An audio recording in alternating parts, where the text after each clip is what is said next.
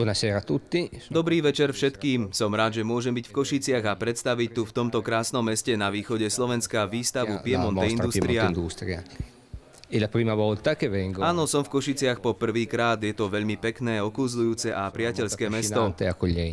La mostra arriva direttamente da San Francisco in California. Výstava prichádza priamo zo San Francisca, Kalifornie, kde zaznamenala úspech nielen u amerického publika, ale aj medzi Talianmi, ktorí žijú a pracujú v Silicon Valley.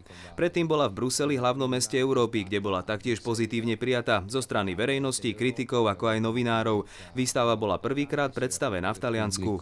Che della critica, che dei giornalisti e precedentemente ha girato un po' per l'Italia. Ecco, quindi noi abbiamo bisogno. Výstava má 100 fotografií, ktoré znázorňujú priemysel severného Talianska, ktorý je oblasťou s najviac rozvinutým priemyslom. Si compone di 100 immagini di grande formato. Táto výstava si vyžaduje veľké priestory, lebo obsahuje 100 fotografií veľkých rozmerov, dokonca 4 fotografie sú gigantické. Fotografica, quindi dove la fotografia, diciamo, è il linguaggio principale, dove abbiamo costruito, diciamo, un impianto narrativo. Je veľmi dôležité poznamenať, že jazykom tejto výstavy je samotná fotografia, ktorá ponúka príbeh od konca 19. storočia až po dnes.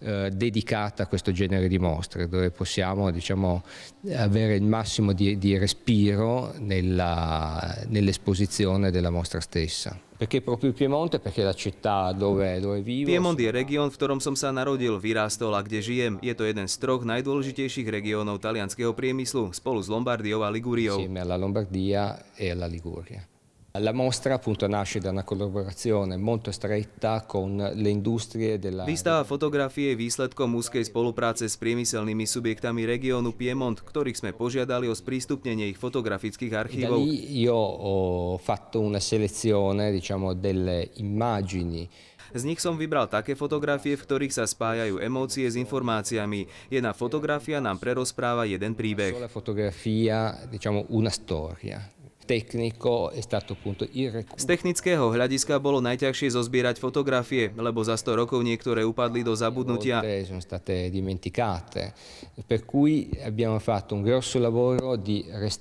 Preto sme museli jednotlivé zábery digitálne reštaurovať, aby sme im vrátili farebnosť a odstránili stopy času. Il tempo aveva danneggiato, diciamo, le fotografie. Beh, diciamo che la mia esperienza come fotografo di moda si era esaurita dopo Moja práca módneho fotografa skončila po 10 rokoch a hľadal som nové stimuly, keďže fotograf je zvedavé zviera, ktoré objavuje nové svety. Un animale curioso che vuole esplorare nuovi mondi. Priemysel ako taký bol pre mňa úplne novým svetom, ktorý sa mi objavil pred očami a ponúkol mi kúzelné scenáre, ktoré uvidíte na výstave. Molto affascinanti che potete vedere qui in mostra. Allora, diciamo che ci sono due aspetti molto importanti della mostra. Il primo è un aspetto, diciamo, storico-economico. Výstava má dva dôležité aspekty. Prvý je historicko-ekonomický aspekt, pri ktorom sme prostredníctvom fotografií vytvorili príbeh jedného storočia talianskeho priemyslu a spoločnosti, pretože priemysel predstavuje spoločenský model. Quindi quanto l'industria rappresenti, diciamo, un modello di società. Druhý dôležitý aspekt je spojený s jazykom fotografií, ktorý ma viedol k výberu fotografií najvyššej kvality. Nejde o dokumentárne zábery, ale o zábery, ktoré vyvolávajú silné emócie a súčasne ponúkajú návštevníkovi informácie. Unica nella selezione delle immagini di altissima qualità.